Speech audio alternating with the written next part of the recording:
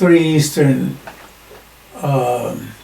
proficients or professors would be one translation for it.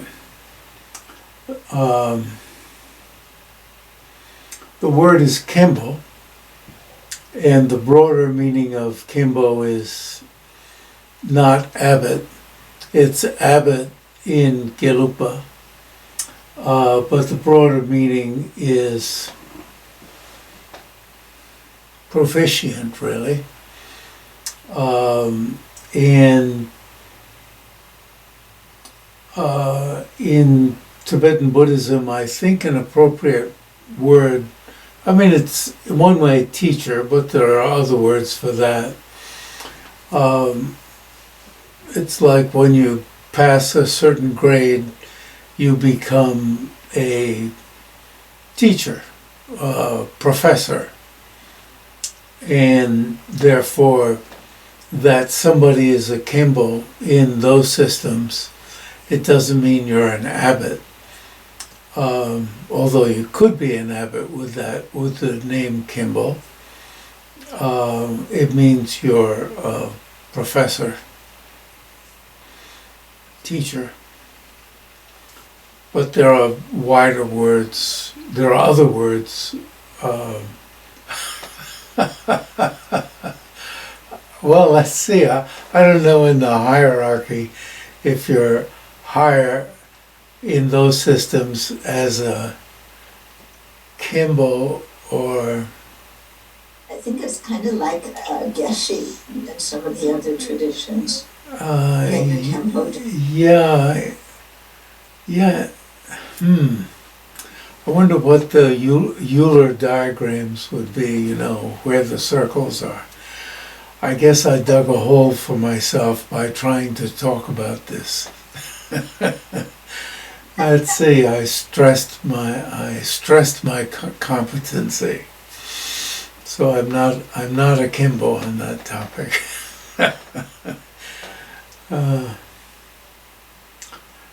So in common language, droken just means the goer. That's all. Gomken means meditator. Somebody who does it. And my guess is that there's some kind of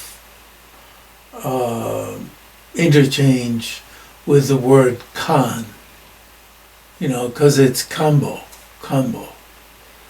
And in the central Tibet, it changes to, the pronunciation changes from Kambo to Kembo. But anyway, in Gelugpa, the title is reserved, I believe, for abbot.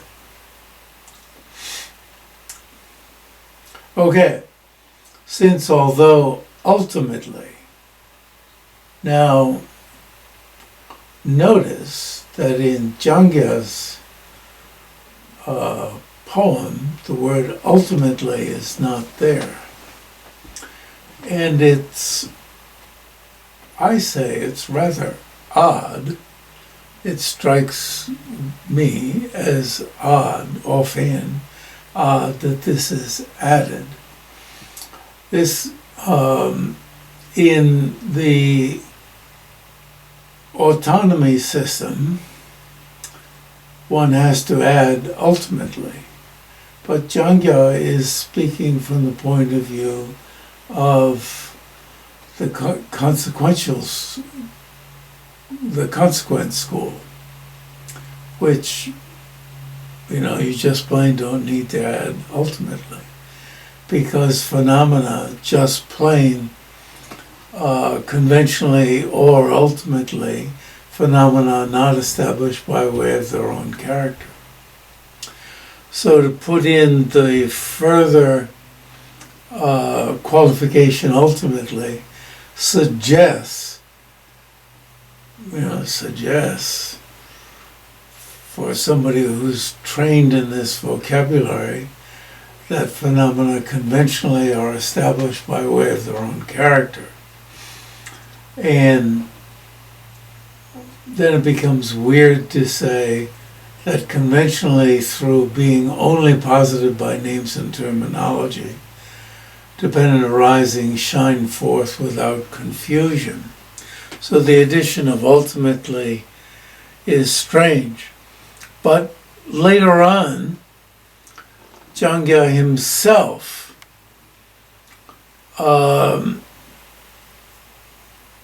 makes what is, adds in the word ultimately in this kind of situation and makes his own statement unintelligible to me.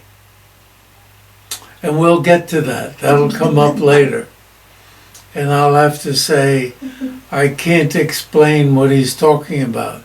But it's cryptic at that point and requires somebody with, well, when we get to that, I'm going to say, well, let's put our minds together and try to figure this out when we get to it. But I'll still say that Kön-chog-jig-me-wang-po didn't need to add it here. But you could answer back that he's echoing a later statement by Jang-kya Röl-pay-dor-je himself. And I'll laugh at you. Ha ha ha.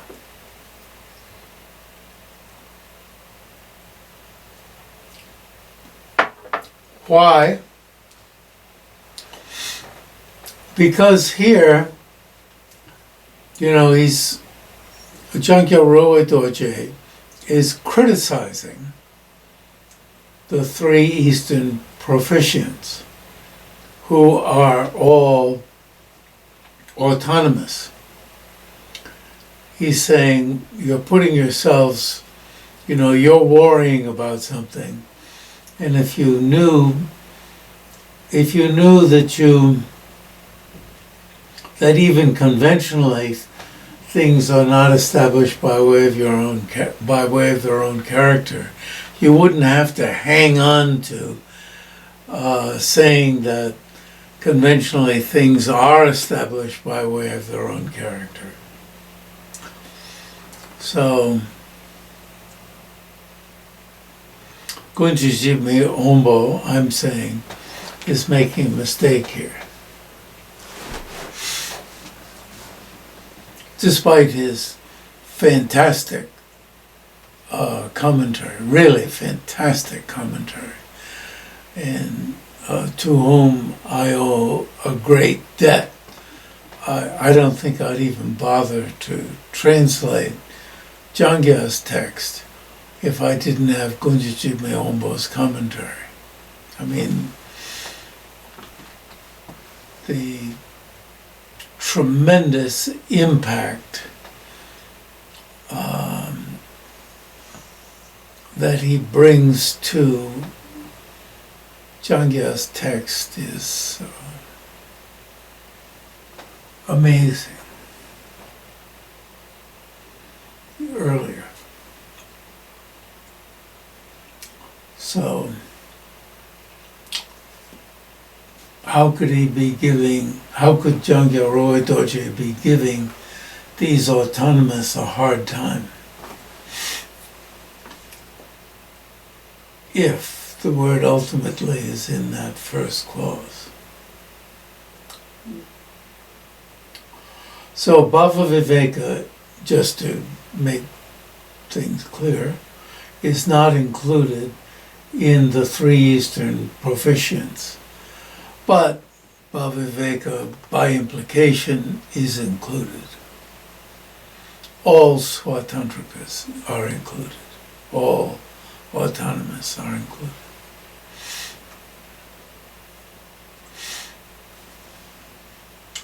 Then,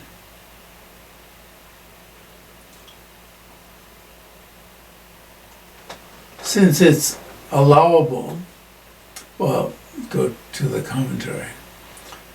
You didn't know I was reading the poem. I should have pretended I was reading the poem. Since it is allowable to hold that although phenomena are not inherently established, you see,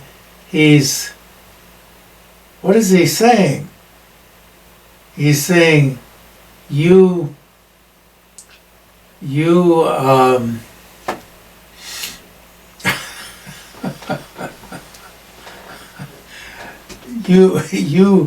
who bear the lineage of explanation for close disciples, you Sakyabhas. He's saying that these Sakyabhas have qualms. He's saying, you don't need to have qualms. Now, what Kön-chog-jig-me-wang-po is identifying is, although phenomena are not inherently established, that these Sakyabhas have a problem with denying inherent existence. Really? Now, it would be easy to say the Nying-ma side, the side that's like Nying-ma, has a problem with denying inherent existence. Because, you see, I'm having problem Shunulotra, but the first part of his name, Rendawa Shunulotra. You see, I have to pause and bring things up. Tsongkhapa's teacher, An Uma, and what else? You fill in the gaps for me. But anyway, Tsongkhapa wrote his illumination of the thought, his commentary on Chandrakirti's, wow, I have to stop and think about everything. Umala Chupa, supplement for, I translated as supplement for Nagarjuna's treatise on the middle, based on how Tsongkhapa comments on Nagarjuna's treatise on the middle. On Chandrakirti's, people call it entrance. I call it supplement because how Chandrakirti explains the term, which I won't go into any detail on. And it's a very important point, based on Ngawang teaching in detail, and then reading what Tsongkhapa said. And all of my fellow colleagues from this country, USA, totally disagree with me and insist on calling it entrance or introduction. Supplement means adding on. Filling in gaps. Now, in any case, now I've diverted myself to the point that I don't know what I was talking about. Rendawa Shunulotra and Tsongkhapa each wrote their own commentaries on Chandrakirti's supplement. If you read both of them, I was amazed how dramatically different they are on even minor points. So it's just minor point after minor point after minor point. They differ. Now, His Holiness is famous for saying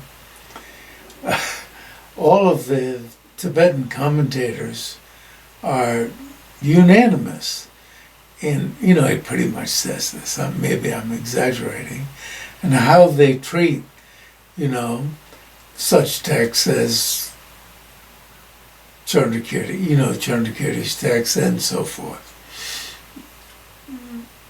Give me a break. They're not unanimous in how they treat these texts. When you read them, you can categorize the many, many, many, many differences.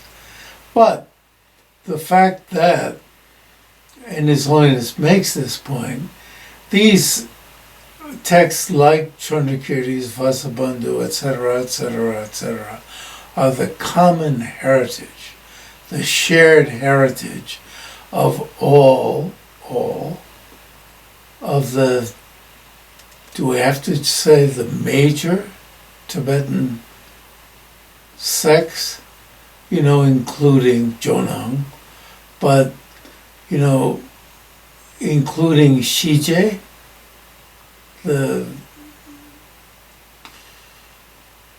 how do you translate Shije? The so-called minor. I don't believe they call themselves minor. But Keizen Sambo divided the 8 into major and minor, but I think it's 8. I don't believe they call themselves minor. And the Jurje, they don't call themselves exorcists. They call themselves what? I forget my own translation. Where you're like cutting off your own skull, or cutting off the top part of your skull, which means you're cutting off your own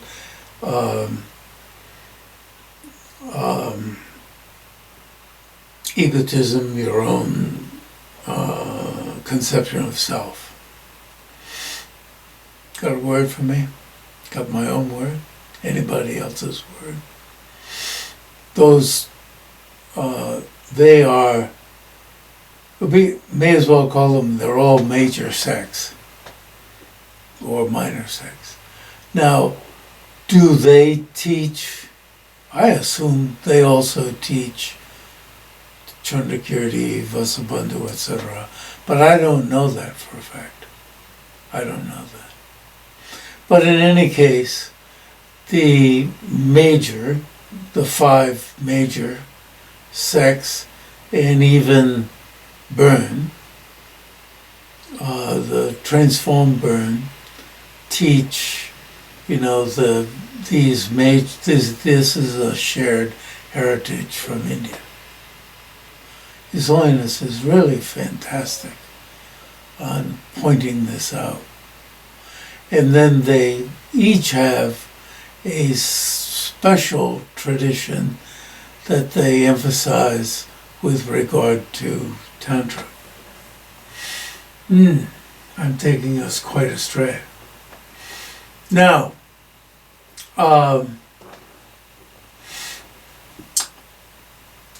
does this particular Sakya text, have a qualm?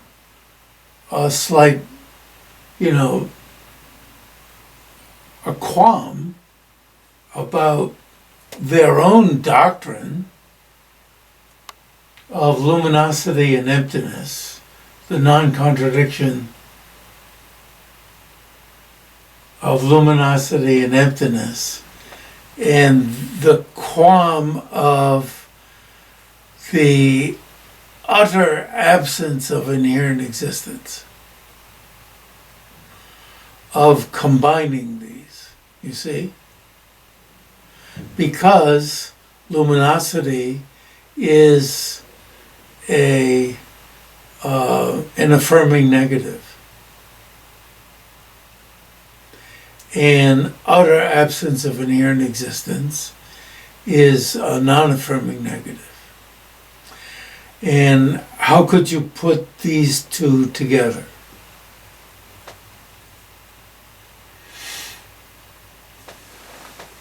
They have a problem. I mean, that's what he's saying. So, he's saying there really isn't a problem. If you really get into what this non-affirming negative of the utter absence of inherent existence is and what it entails, there's no problem with the non-contradiction of luminosity and emptiness. There's no problem with it. He's scolding them.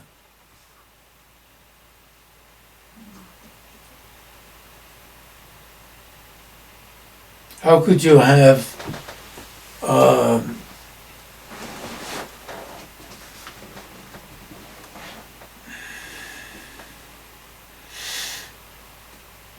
highest yoga tantra in Gelug without this non-contradiction, without this utter non-contradiction?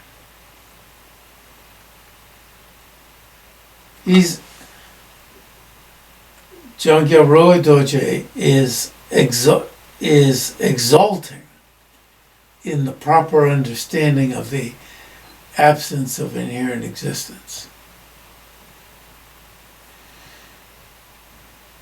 which is most understandable with this, I want to call it, very flexible understanding of aged mama and aged papa.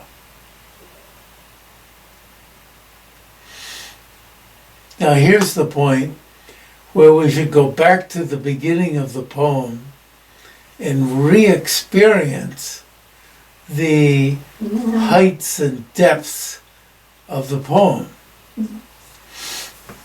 But we must move on.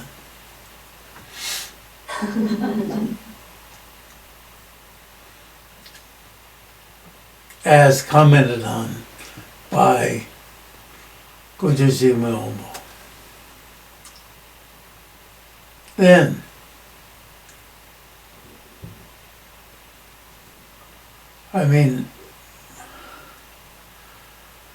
Jang-kya Röl-pay-dor-je was so proficient, such a Kimbo of tenets, that of course he's led into this very deep scolding of others who he felt had problems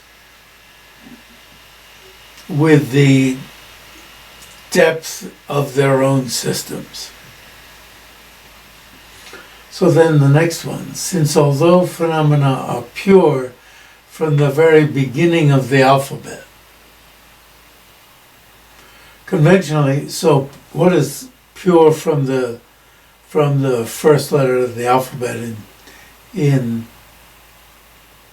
what would it be in Sanskrit? First letter of the alphabet is still ga, ga. I don't know, is it ga or ga? I would think it was ga. But I would think it would be a. But that's, I don't know. But why am I getting into speculations about Sanskrit here? Because this is a Tibetan thing. Pure from the primordial start. Conventionally, presentations of good and bad are logically feasible. So now he's gonna, good and bad. You Nyingmas have a problem with good and bad. So you think you have to break all your vows and appear as broken, you see? Broken, that's what's in the root text. Oh, broken knowledge bearers. They're called Nyingmas are knowledge bearers. And Jang-kya Röl-pay-dor-je just calls them broken. What does it mean? Broken vows, broken pledges. And so what Jang-kya is saying, you don't need to break your pledges. There's good and bad. Good and bad exists.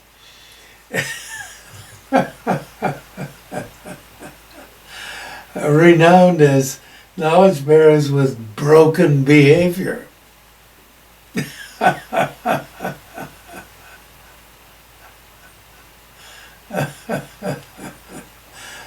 So nowadays, people who want to practice Tantra get the idea of, oh, I can drink like crazy, get drunk, go around and screw whoever I want, and that makes me a knowledge bearer. That makes me a Tantrist. There is no need to be attached to these as good. Everything's good, I think I'll choose Rolls Royces. I'll have 50 Rolls Royces. If I had a real student, that student would bring me 50 Rolls Royces. I'd have them out I've got a yard up back here. We won't put them in the front yard. Maybe we should put them in the front yard. Or we can put them up on Harris Mountain. I went up there myself. I think I told you. I went up there myself and almost died up there.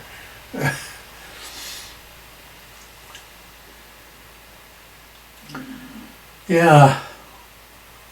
Then he criticizes Thang-sag-pa. And as I told you, my previous student, really fine student, Kevin Vos, he said this is really true about Thang-sag-pa. He really was hard-headed.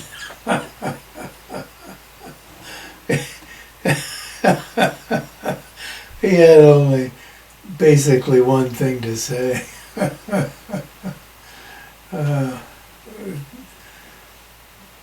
I hope, Kevin, I told you he had a very long book. Was it 600 pages or 800? On he was very interested on how the consequent school migrated, to India, from India to Tibet, given that the autonomy school had such preeminence during that period in India. How it ended up in Tibet is so strong. And he's done what he wanted to do. Since it is allowable to assert voidness of the proliferation, the two extremes, not this, not is, not both, not neither.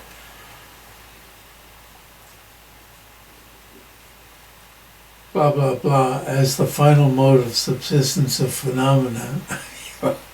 Oh, hard-headed Thang-sag-pa logicians, not granting authenticity to anyone,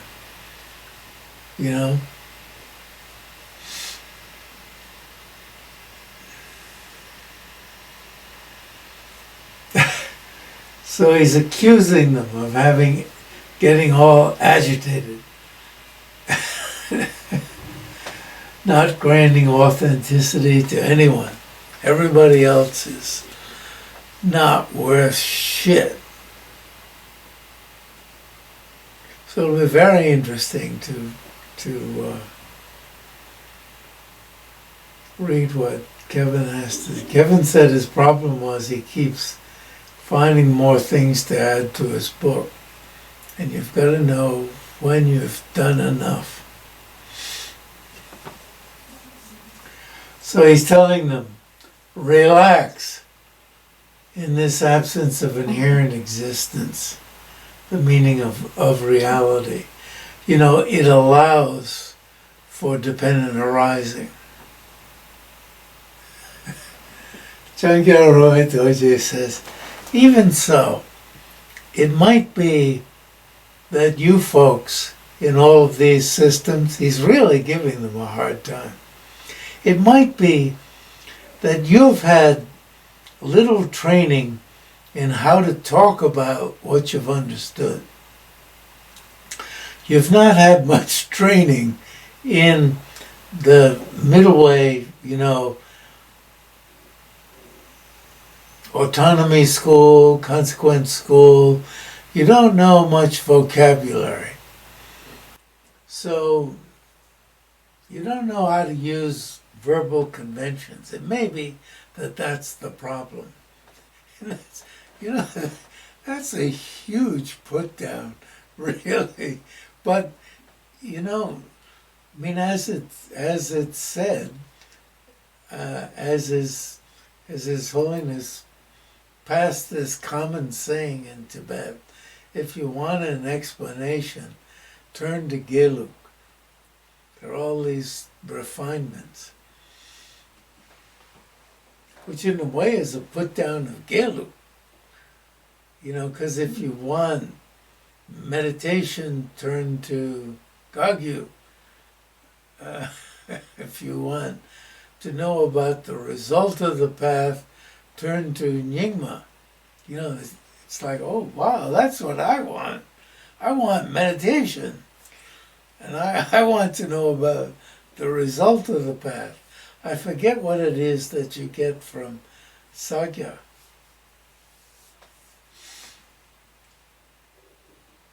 So he says in the middle of that paragraph, it's not that I do not have heartfelt respect for you. Now this might be true.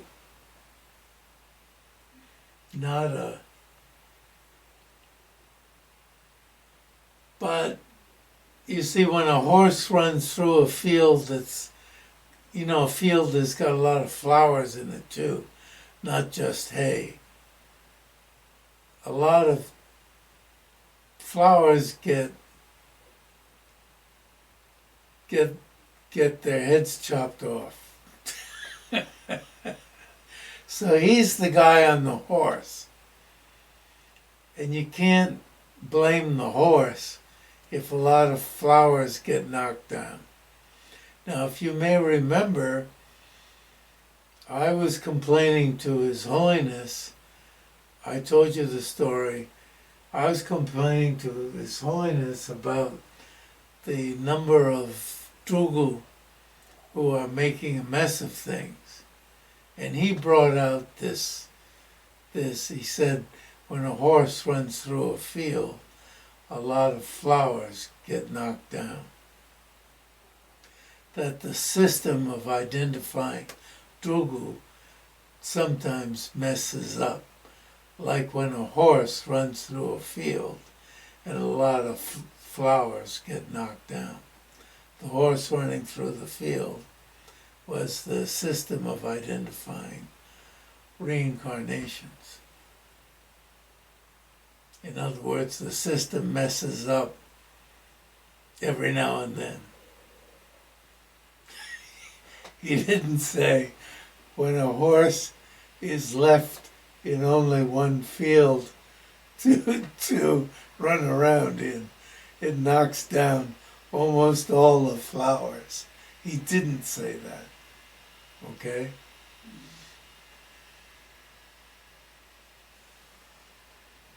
Because indeed, in my own, time, I've been taught by a number of really good Drugu, Lade Rinpoche, Locha Rinpoche,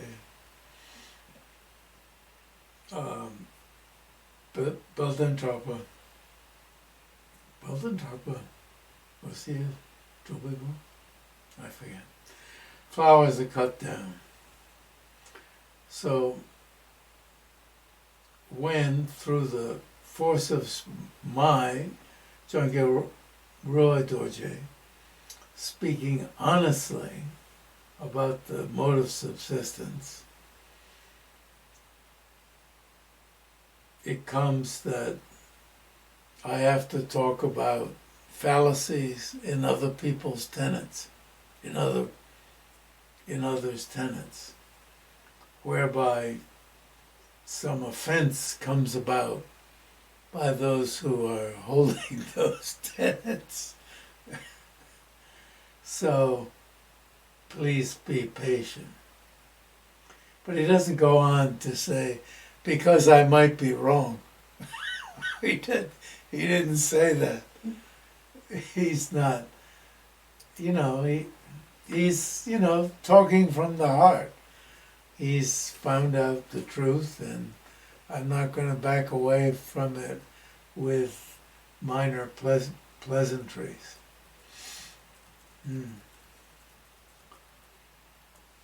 Like, His Holiness was speaking in a similar manner in Mungad last. Was he speaking? Was that November or December by that time? Kimball. December. Yeah, that's what I thought.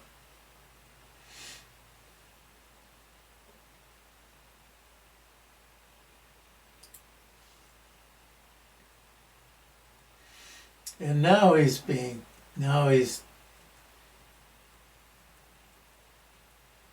takes on an attitude of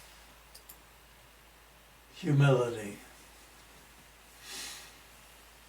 See, he's saying he's not robust. In Tibetan, sharbal. I chose to translate it as robust. But he's saying he knows how to read the textual systems of our ancestors.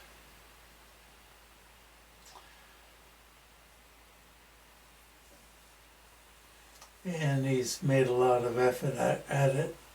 And that's his way of saying this is what all of us have to do. Make the effort of continuous application and intense application. And I use the formal translations that we've worked up. Continuous application and intense application.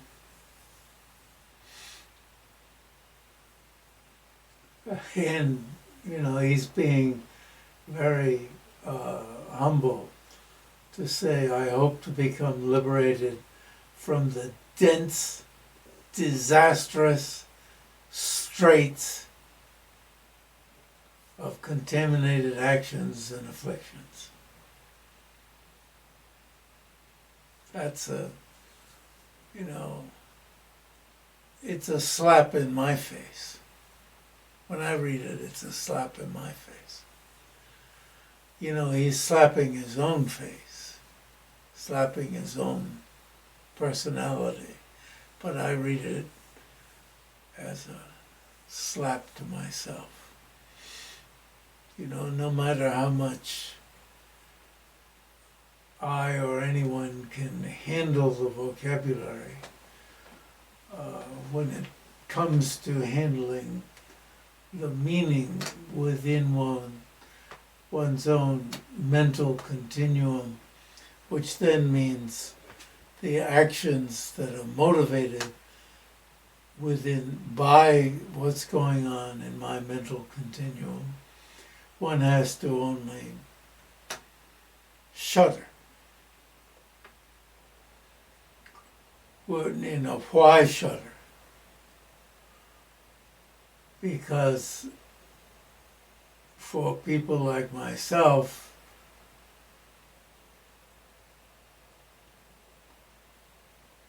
because we're adhering to an inherent existence, and because we're lazy, it makes it extraordinarily difficult to be liberated. And because it's to be liberated from never mind the obstructions to omniscience, but of course also to the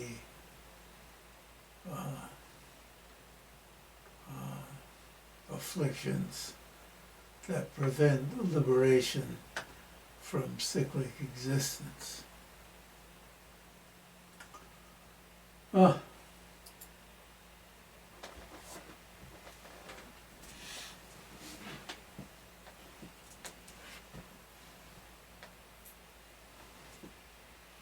So there's the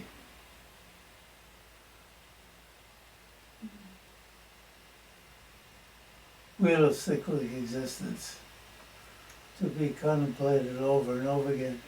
Downstairs in the tanka room, right inside the door of the tanka room, which is next to the temple, there should be one of these outside the tanka room, but I'll put one inside the tanka room. From all of the tankas that Dan Perdue gave to the Institute. Used to be a storeroom.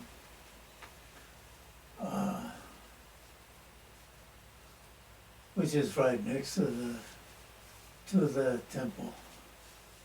There was no room left. And then this is another one here.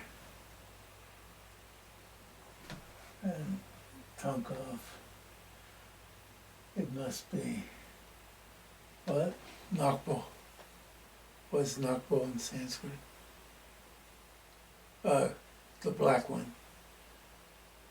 It's so black, you probably can't see it well.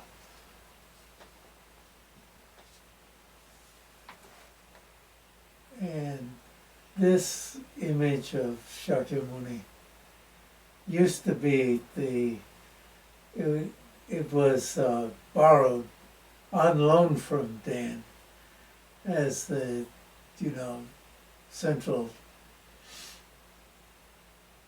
image aside from the stone statue. And then Dan, when he died, had a more finely drawn one, which then was put in the temple, and this one brought here.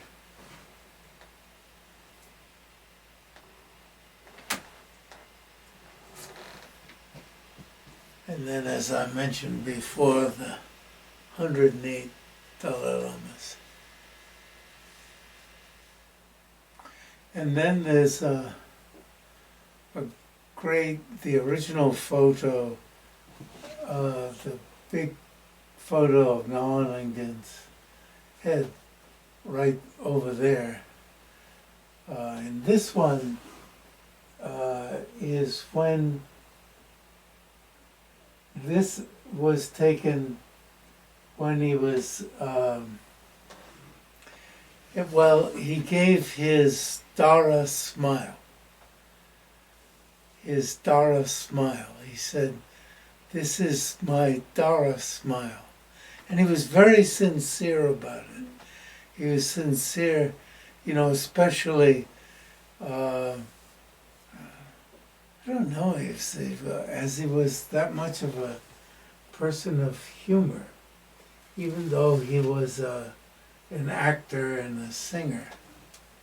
This is when he was giving refuge, and he was wearing his religious robe.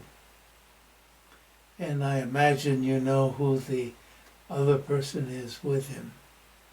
This was at the farm in Cambridge, Wisconsin.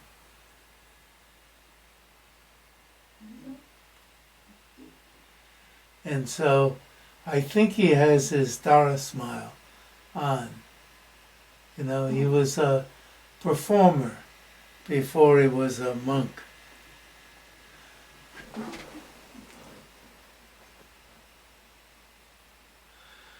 And it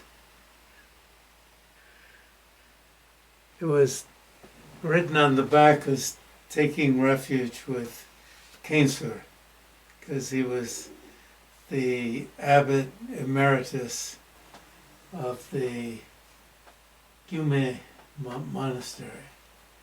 As he said, at that time, the tradition was that you could not even look at him, the monks could not even look at him.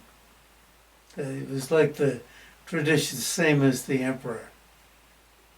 The tradition was they treated the abbot as so brilliant and magnificent that you could not even look at him. You had to, which is totally contrary to the teaching in Lamrim. In Lamrim, you should look at the Lama with all of your senses. This is my teacher in so-called Lhasa. It's at Gomang in Tibet. He's an Inner Mongolian. And I say so-called because the word for Gompa, which is really Gompa, means isolated. The word for monastery is isolated. And that area was isolated from Lhasa. And you couldn't have a true Gompa, the word is isolated, if you were in a city. So you were in an isolated place. And Drebung at that time was isolated. Whereas when I went to Drebung in Tibet, it was isolated except for the huge Chinese installation across the road. Across the road, there was a bit of a forest in the level land. It was called a park, but it was a robber's park. If you went into that so-called park, you were apt to be robbed.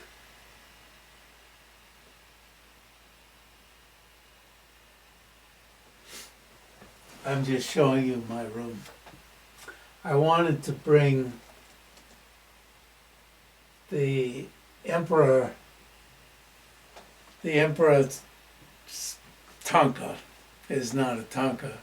It's a Chinese hanging, which is in my bedroom at the other end of the house, to put on view today. But I'm also artfully pausing to waste the time, spend the time until the end of our meeting, because I feel, at least I didn't want to give any more commentary today. I wanted to end the commentary today. But tell you what else is in the room. Up there is a door hanging, as if there's a door. There's a wall, which perhaps is suitable for Gomang. As I've said, one of the many meanings of many doors, Go is door, Mang is many, is that so many achieve realization of emptiness, they could walk through walls. I would have to climb over my desk if I wanted to walk through that wall. But I can't walk through walls anyway. Can you imagine my trying?